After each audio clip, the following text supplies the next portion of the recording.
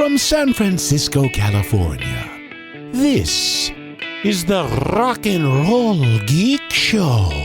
This is the story of my rock and roll butler. How you doing, man? Nice to see you again. Yeah, Joe Dubé and Brendon Harkin. So I'm doing the Starz panel, you know. Oh, okay. I figure we have a pre-production meeting right now. Today, right now, will be the pre-production. What do you want to do at the panel? I don't know. I figured. What do you want to do? Are you the boss of it? I'm the guy moderating. Yeah. I figured I was probably the most authority of Starz. Okay. Because I know more. All these guys, I know more about Starz than anybody in this room. I guarantee you. Except for us. I probably know as much as you guys. You're better than me, anyway. Get closer to that microphone. Okay. I'm not putting any money on that. I think you do maybe know more. Well, what would you want to do? Well, first thing I'm gonna do is I'm gonna blast Coliseum Rock and It's a Riot through the PA in its entirety. Before you come on as you're walking on. Can I make a suggestion? Yeah, go ahead. Brendon didn't play on that. Why don't you? Oh, you're not on Coliseum Rock? Why don't you play Boys in Action? No. Well, because I got to tell the story about how It's a Riot stopped me from blowing up my high school when I was a kid. It don't matter. But then we can talk about. So Jeff. why'd you leave? So what happened? Why aren't you on that album? Well, are you recording this now? Yeah. Okay. Well, we went through 3 records and rock and roll crazy for a few years. Yeah. And I was done.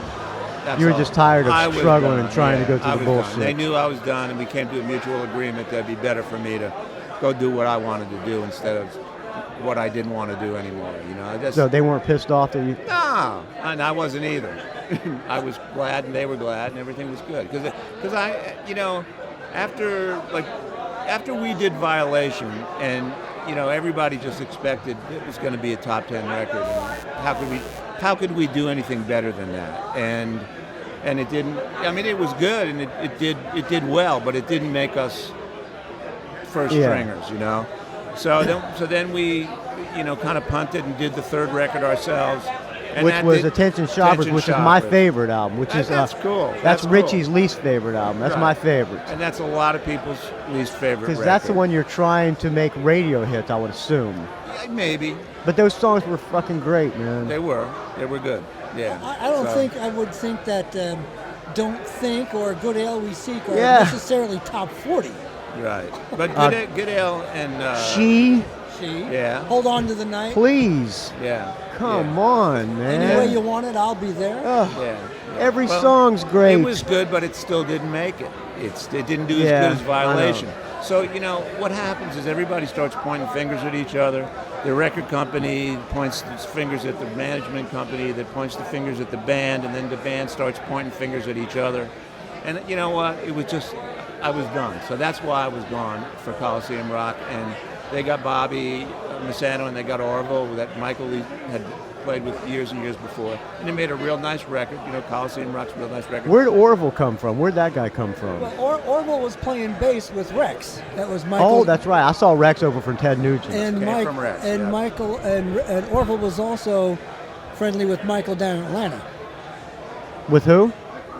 Orville and Michael Lee are from Atlanta. Yeah, right. So they knew each other back from then, and then Orville was playing bass in Rex's band. So it just kind of transferred over. Peter left under duress, kind of. I left willingly, happily. Pete Laval left. So now, who took over bass from? Wasn't Peter still on Coliseum Rock? No, Orville. Orville played bass. So who played guitar? Bobby Misano and Richie. Oh, see, I don't know shit about Starz. See what I mean? Just like you said. When Coliseum Rock came out, I called my radio station. I already told you this, probably, Dubé. I called my radio station about 50 times a day, and I would disguise my voice every time I called. Can you play So Young So Bad? Hey, can you play So Young So Bad? And finally the guy goes, no, I'm not going to play it. Stop calling. Yeah, stop changing your voice. So how would you like to see this panel go? What would be your dream Starz panel? What should we ask? You mean additional people? Or just like when I'm up there on just the stage? Be the 3 of us? It's going to be me and the 2 of you guys. What do you want them to ask us that people should know? Well, I mean, how many people here do you think really even know about the band? These are all KISS podcasts. They know the thing. What they know about Starz is a coin managed them. That's probably all they know.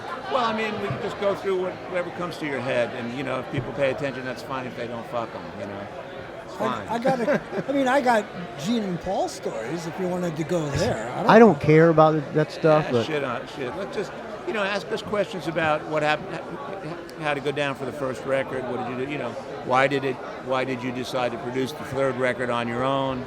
You know, the typical questions like just what you want to ask, just what you ask. You know, why did we do that? Who played? How did it change? And, you know, or how did it get created to begin with? I wanted to talk about each album. And I want, because when we played with you guys down in Fresno, it was. You were there too? San Francisco and Fresno? Yeah, we had a different band, the Butlers, but Casey, most of the guys from American Heartbreak were playing in the Butlers, which was a cover band, and Billy from the Butlers and American Heartbreak sat in with Starz. He took your place, and we went back to the hotel room, and you and Richie told war stories the entire time. It was like watching two old baseball players. And at the dinner in San Francisco, we ate at the Indian restaurant, and I stuck a microphone in the middle of the table, and you guys told stories. Remember, you took a pint glass from the restaurant, and you were all proud that you took the pint glass. I take a lot of glass there. I got a pretty decent collection. Yeah. So you were at both gigs, Fresno and San Francisco. Right. And Fremont.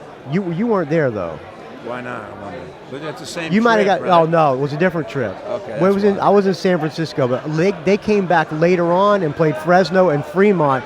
With Angel played Fremont. Right. It was Punky. Not then Punky. Bobby was there. Then Bobby Massano must have been there. Right. Yeah, because I quit again. I'm the only guy that quit Starz twice.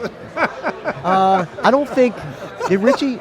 Is there a second guitarist when you guys do Starz besides Alex Kane? No. Well, we've had several. Bobby was out with us for a while. And then we had Steve DeCoutis for a couple of gigs. We've had Alex Kane for now. He's the guy that comes in when we get a second guitar player. He's the only guy who's as big of a Starz fan as me, Alex Kane. He's amazing. He's good. He knows more about it, at least like you. He knows more about the band than I do. At least he thinks he does. Well, exactly. I was gonna put the Joe Dubé Tama ad up on the thing. You got it with you? There you go. I brought this for you. Look at that. That's for you. Right on. And you I was going to talk about you putting Tama drums on the map. Well, when I was signed, Tama had two other guys, Billy Cobham and Liberty DeVito. And when we signed with Aucoin says, "Listen, you need a drum deal. Do you want to go with Pearl?" I said, "No. Peter plays Pearl." So he says, "There's this other new Japanese drum company out. Let's go talk to them." So Bill and I went to meet with the president of Tama and his guy. We had Japanese dinner in New York, and after multiple pots of sake, we had a drum deal. And I found the contract recently, and there was no exit clause, so I think I'm still signed, and I'm going to get myself They owe you set. some drums. I need another set. I also was going to talk about you invented the boom cymbal stand, didn't you? I did. And you got no credit for it. If I had only patented that. There you go. It came from me. Drums are a physical instrument, and I wanted to bring the cymbals into me, but there was no way to do it with a straight stand. So I took the top of an Atlas mic stand, boom stand, and I substituted the top portion of a cymbal stand into where the boom came out, and used Atlas boom stands for cymbal booms, and that was it. Mother of invention. And you did not get any credit for it. I was also going to talk about you. You told me and Casey that you almost had the gig when Keith Moon died. I asked Aucoin to see if it was possible to get an audition, because at the time, my two influences are Gene Krupa and Keith Moon, both of whom I had met. And when Keith Moon died, I was really, no disrespect, Brendon, but I really wanted to go play with the Who. Who wouldn't? And I don't think that he took me up on my request, because that would have meant then me leaving Starz.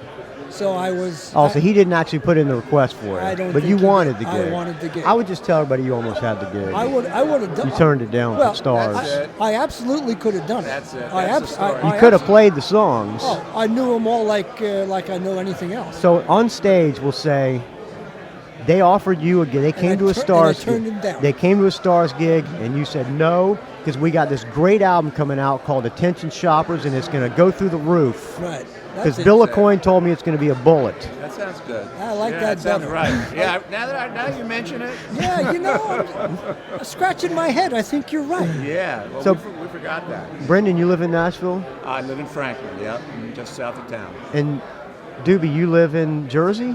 I live in New Jersey. You Yes, still I live do. near. You still live close to Richie, right? He lives in the house he grew up in. I live Didn't your house burn down? It did. I live in that house. I live in the house I graduated high school from.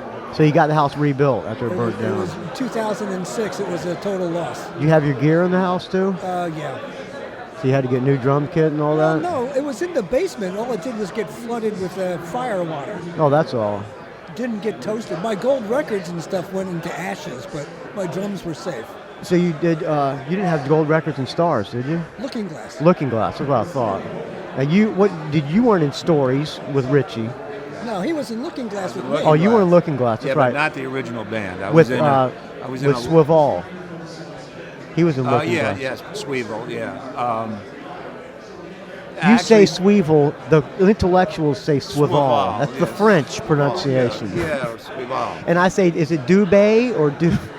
Okay. It's whatever you want it to Yeah, be. exactly. Hey you will work just fine. Yes, please sign that, Joe Dude. Yeah, I was in a kind of a slightly later version of Looking Glass, but it was with the original four guys. And then one of the guys left, and then we got Michael. Michael was actually in Looking Glass for a Oh, that's while. right. Yeah. Yeah. And then we turned into Fallen Angels and all that. If you want to go through that, we can. It's I think we can go glorious. through that on the stage. I think Yeah. Michael Lee was one of my top 5 frontmen of all time. That guy was great. Yeah. I'll never- I wish he thought that. I'll never forget on the Live in Canada. Are you on that? No. That was Coliseum Rock. just after I left. Yeah. And he goes, I think somebody jumped up on stage or something, because after Outfit, he said, somebody whipped up a batch of Snatch. I don't usually do that. It tasted good. That's on that record, Yeah. Michael. And he said, I actually got up and sang with you guys in San Francisco. I got up and sang Outfit and did the I Can See Your Little Pussy Lips line. Okay, I remember Then I that. fucked the rest of the song up. I remember that. That was a dream come true for me. And then Why was that? why was it a dream come true? No, Oh, no, why he would- didn't want to come back for the encore. Okay, that's He was right. feeling under the weather. I remember that. Yeah. He was temperamental. That was you, huh? Yeah, it was me. Wow. You look. I don't even remember what I you look looked like older. I then. look a lot older, I know. Not as old as we do, but That was good times, man. Yeah. I Can See Your Little Pussy Lips. It was a great, one of my favorite Starz tunes. Actually, American Heartbreak, we recorded a bunch of acoustic songs, and Outfit was one of the acoustic. I think we put it out on something. Wow. Outfit acoustic. I wouldn't mind hearing that. We were just talking about. It would be really nice if one of the bands that Gave you know, credit. Well, Gave they some give royalty John Bon checks. Jovi recorded Exactly. one of those songs instead of just saying, "I love That, you know what that Starz." tells me? Yeah, put They're your money fucking where your mouth assholes. is. They're assholes. Well, no doubt they loved us and they did, but I mean Not that, enough to throw you a that'd bone. be nice. Be nice. Fuck those guys.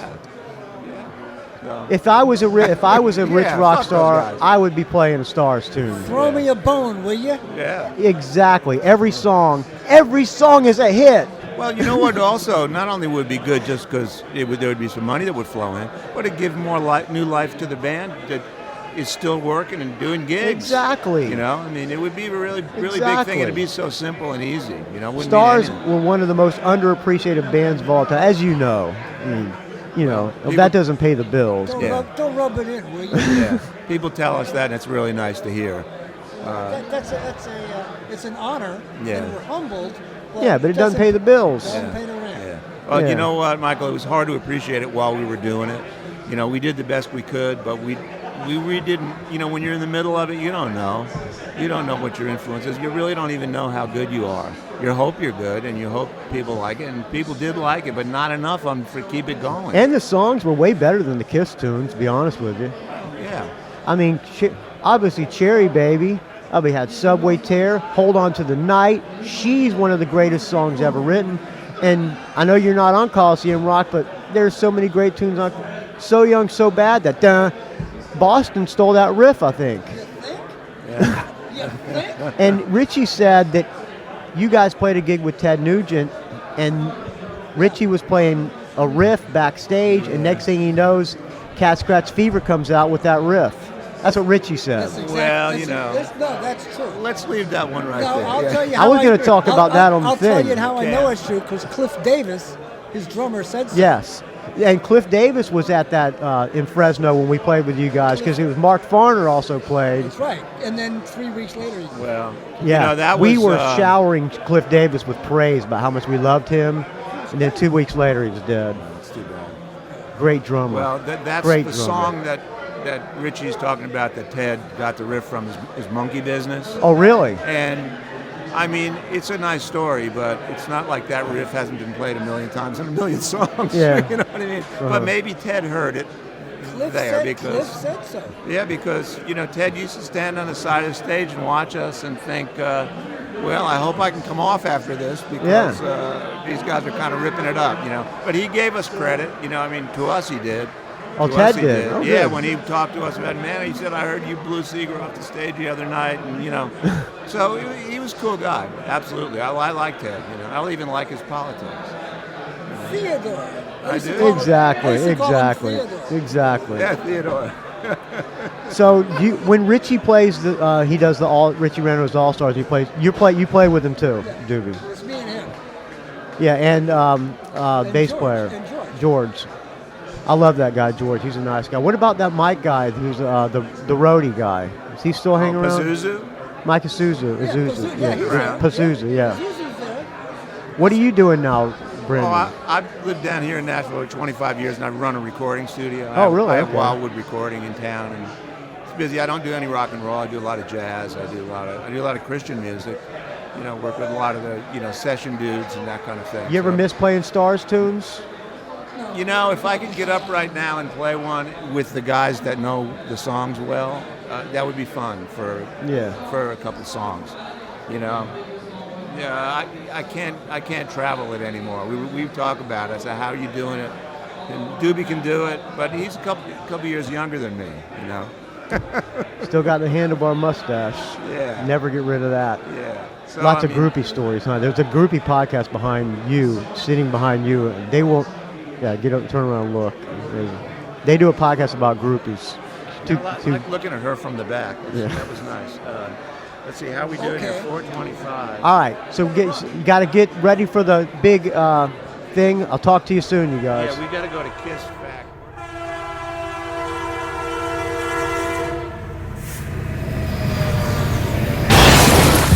It's a rock and roll geek train wreck.